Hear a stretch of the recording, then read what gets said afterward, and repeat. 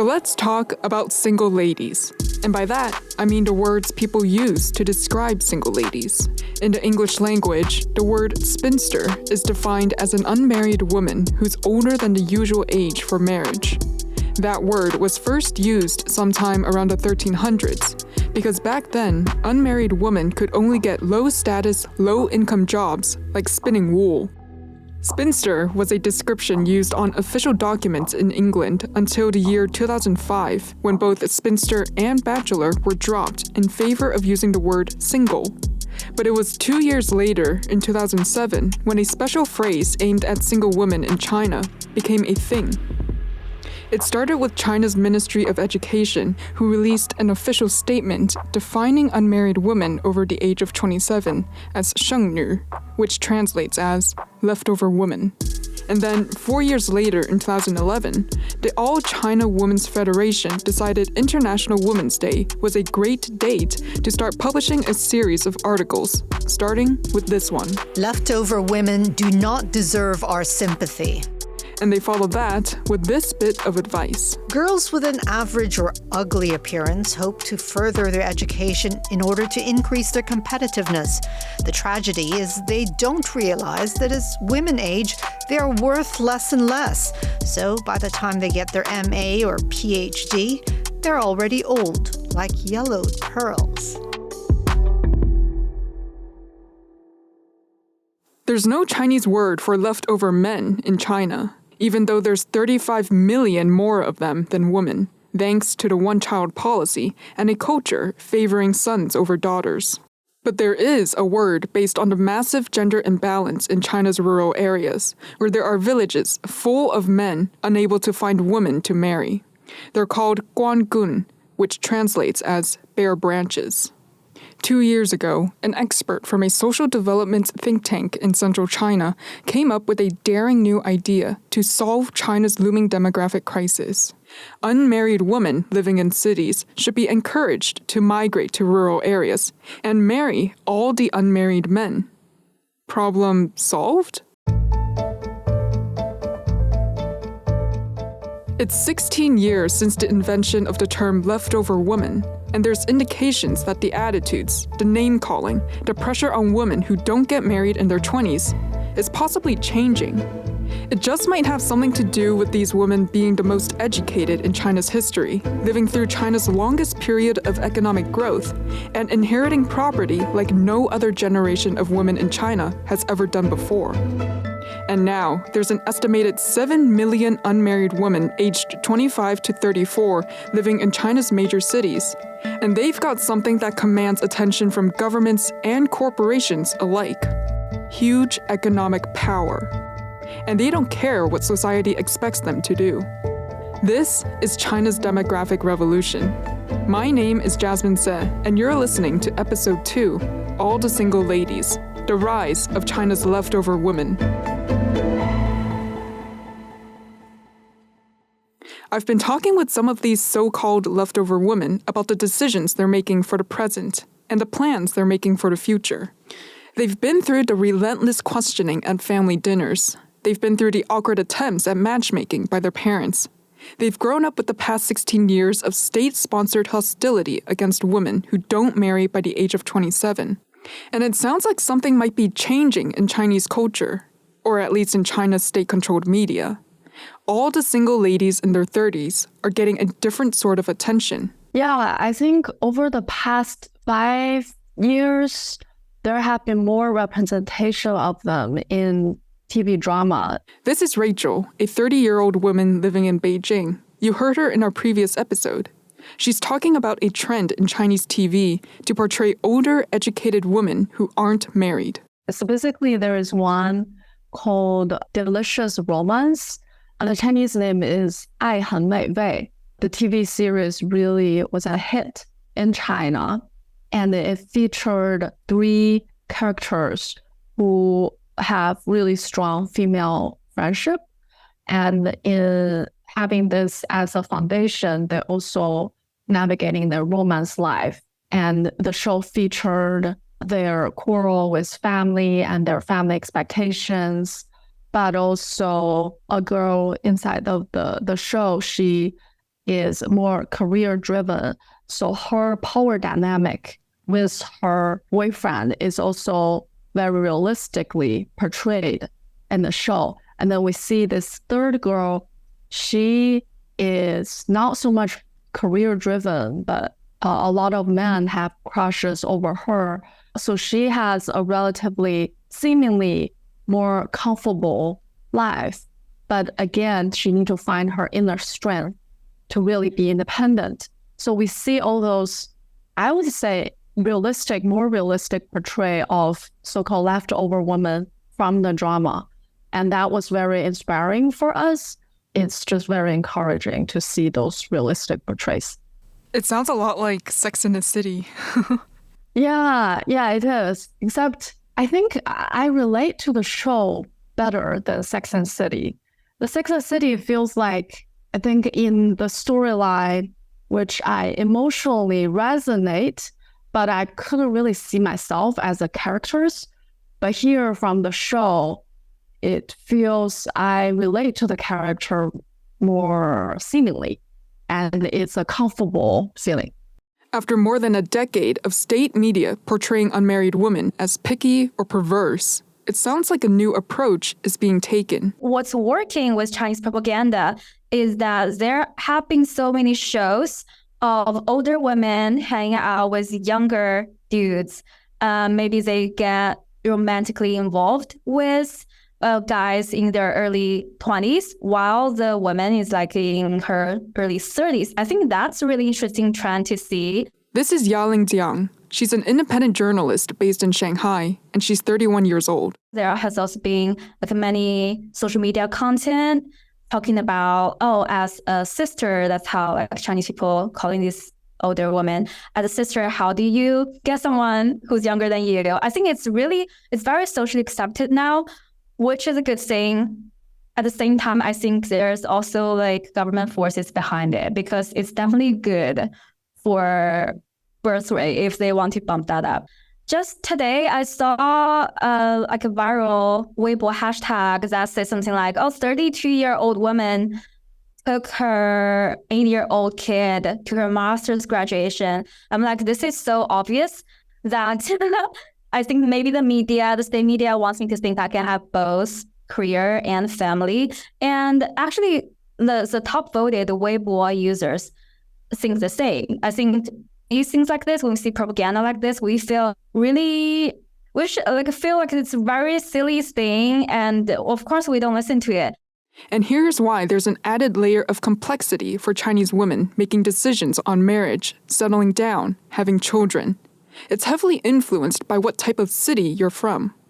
Yaling is originally from a third-tier city in Jiangsu province. She then lived abroad for several years before moving to Shanghai, a first-tiered city. Did your attitude about marriage and having kids, did that change when you moved from a lower-tier city to Shanghai? I think in a way, I haven't been super affected by the social perceptions from my hometown, but I think from what I heard and experienced from my mom, I think she had been under a lot of pressure when I was in my late 20s. Because when she goes to these social settings, all the people will be asking about my marital situations, marital status, whether I have a boyfriend. And maybe that's their icebreaker conversation. But that does give my mom and maybe other people a lot of pressure. And they would be thinking that, we are like being watched. Everyone else is getting married. Why aren't you? So like through her, I could feel the social pressure from my home city. But Yaling said that her mom has changed a lot in recent years, partly because she's now over 30 years old. I now have passed 30, which is a big year in China, I think especially for women. That's kind of funny, actually, because I think in my city, before a woman turns 30, she could still be quite popular in the marriage and dating market. People would still be happy to set her up with their siblings or like the kids of their friends. But once this woman passed the age of 30, she will probably be seen as like the leftover that no one wants. And that's what my mom was saying actually a few years back, because I'm now 31. And when I was at 28, 29, my mom was really rushing and urging me to go on these blind dates, because she was also like, oh, once you passed 30, no one even wants to introduce any boyfriends to you. These days, Yaling's mom is talking about something else. I think over the last 2 years, thanks to social media, these days she's seeing a lot of single moms on social media.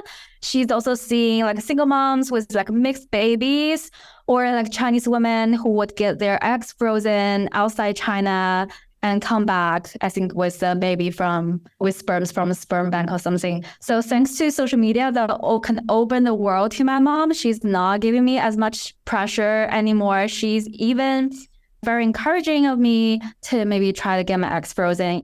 Is that something that you're actually considering to do in the future? I think I will start thinking about doing that maybe as 33 or 35.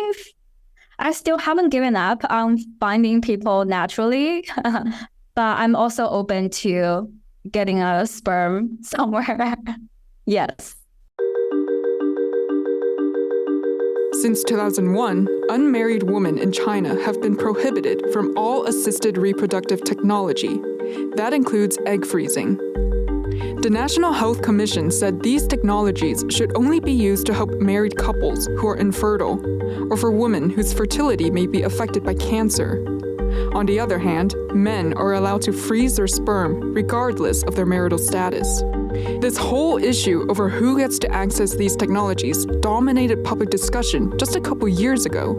That was in 2018, when an unmarried woman named Teresa Xu was denied access to freeze her eggs in a Beijing hospital. She became the first woman to bring her case to court in 2019. The courts sided with the hospital, but recently, in May, Teresa lodged a final appeal. Many women in China are now keeping a close watch on how her case develops. But freezing their eggs in China isn't the only option. Here's Rachel again. So a lot of women, I think around my age or slightly older, would go to Southeast Asia or US to do this procedure. And is really a plan B, I think, for a lot of people. If they don't find a husband, if they haven't found a husband, they want to make sure they have a backup plan, that they could still have baby in the future. And I see it more like a comfort pill. Like they did freeze their eggs, they feel more comfortable and more confidently to pursue their independent life. And I think it's a way to meet someone naturally in the future, but still you'll have this seed saved. I think it's a good add-on option for women in my generation, in my age. Would you also consider freezing your eggs? If I have the spare money, I would. How much do they usually cost? From what I last heard, for a trip in the US, the total procedure, including the maintenance of the viability of the eggs, is about 20万, which is 200,000 RMB. 200,000 RMB. That's more than 27,000 US dollars. Wow, that's a lot of money. It is a lot of money. It's probably, I think, on average, an annual salary for some of the women. So it's really like an investment for them to make this kind of decision to freeze their eggs. Yeah, a self-investment, I would say. Let me give you 3 numbers. 4, 2, 1. 4 aging grandparents, 2 aging parents, and 1 child to look after them. This is what the one-child policy generation now faces. And they've also got to decide whether they want to add 1 more number to that equation. 1 child? 2 children? 3 children?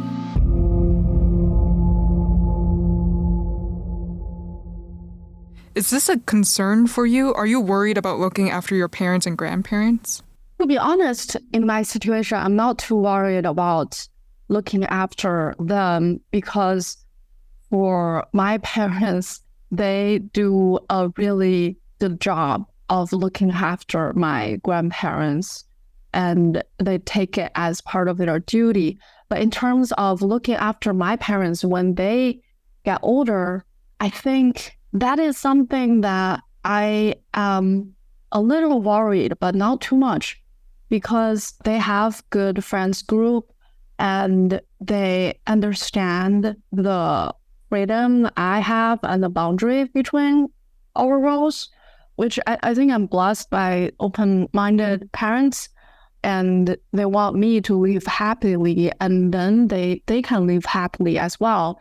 So I think mostly they want me to be responsible of my life, and they are responsible of their life after retirement and all that. So it's a nice balance from my side of the story. Are nursing homes, are they common in China for people to send their parents to nursing homes? I wonder that question myself, if my generation would opt to send their parents to nursing home.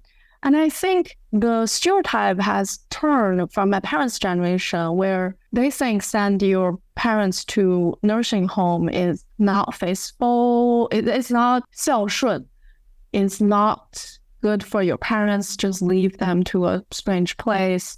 It doesn't really fit the Chinese culture where all the family live together under one roof. But in my generation, I think nursing home perhaps is more like a vacation house to send their parents. Rachel said she actually has a friend who started their own nursing home.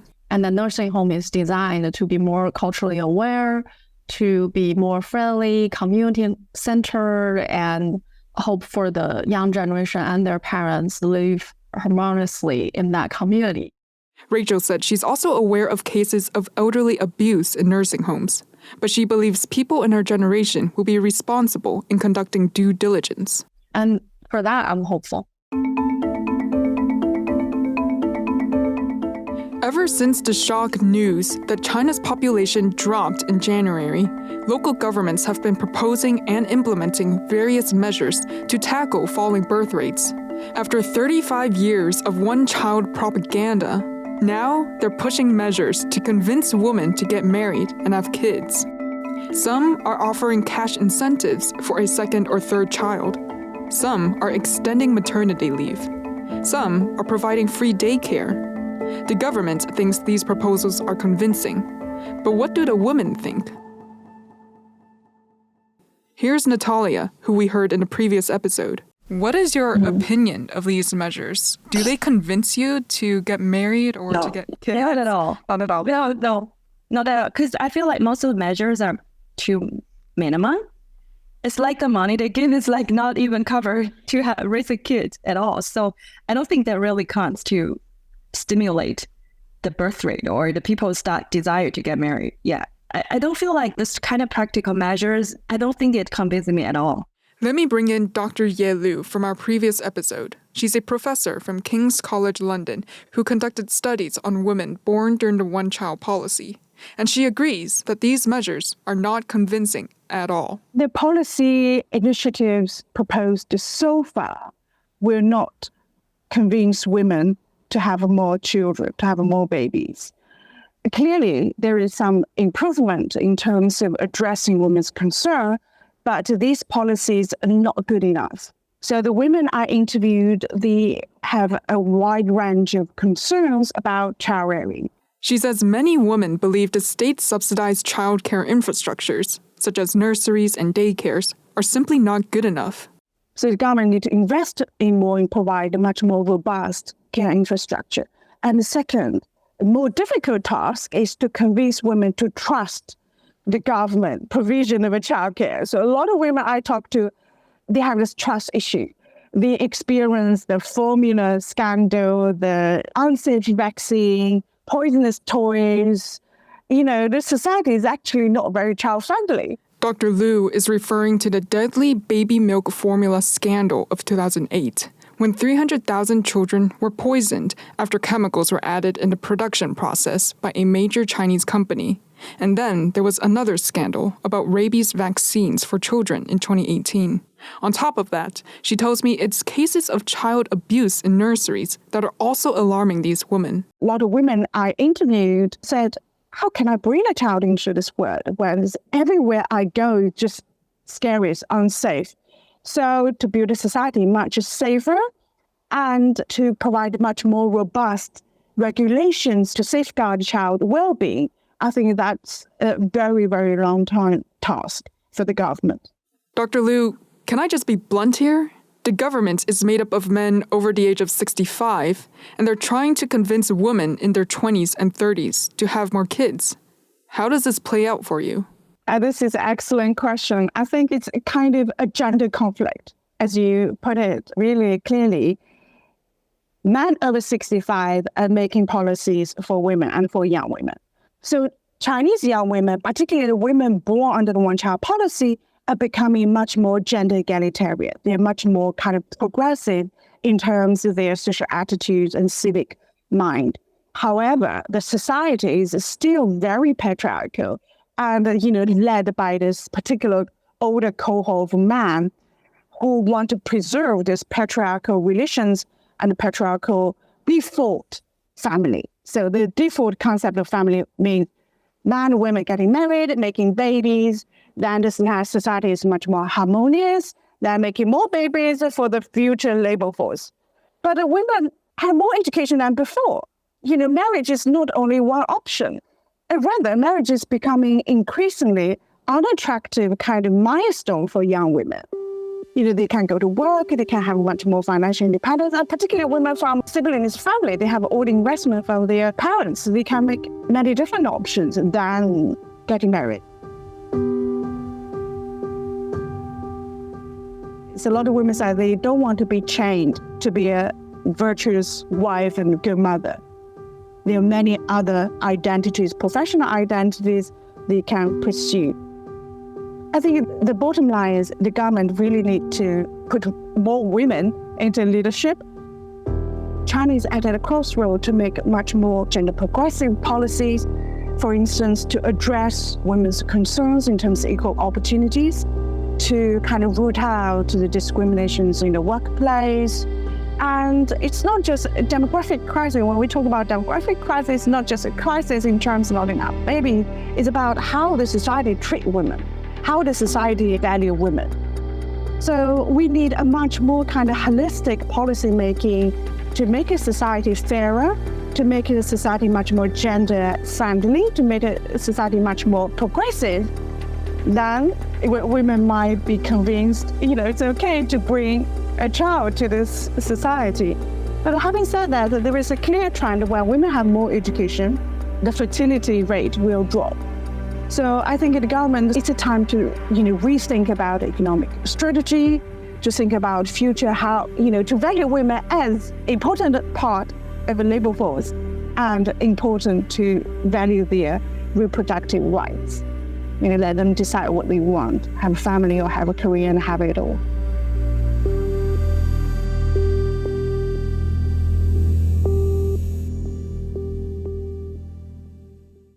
Considering what you just told us about women's attitudes and the type of policies that would be needed, is this a demographic revolution?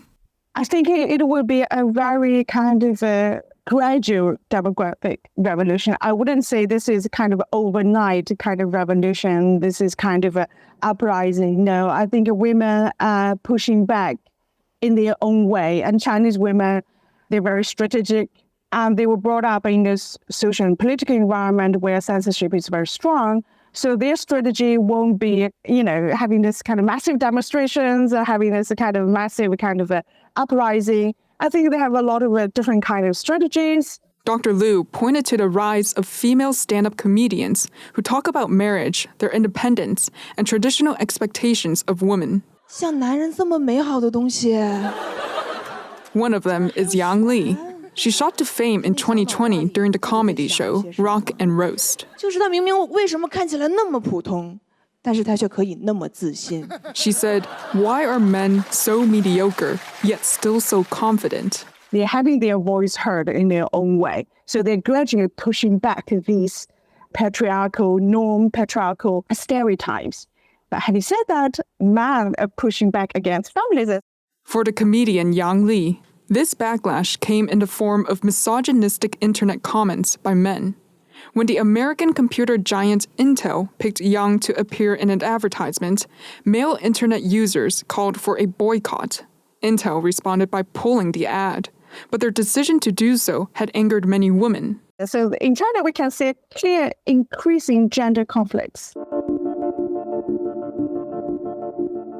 So it's still too early to say whether this is revolution, but I think it's a very, very interesting time. We see particularly young women are much more progressive, and young men, on the other hand, still lag behind in terms of gender attitudes.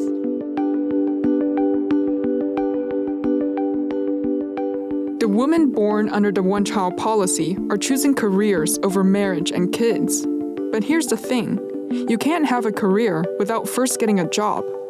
And part of the crisis affecting these demographics, the millennials, Gen Z, is that right now, they're both facing an historic crisis of high unemployment. That's what we're going to learn more about in our next episode.